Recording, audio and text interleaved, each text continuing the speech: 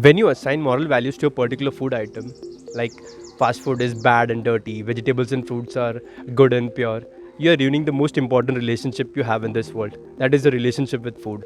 How come? Let's find out. We label any sort of ultra processed food as bad and dirty, right? But why?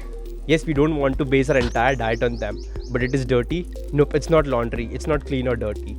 To assign such words to food is like condemning the nourishment that sustain our lives. It also deems those who make the wrong food choices as lesser, which is elitist and morally wrong. Intellectually, most of us know that someone who prefers a bag of chips over a bowl of fruits or vegetables is not bad or unclean.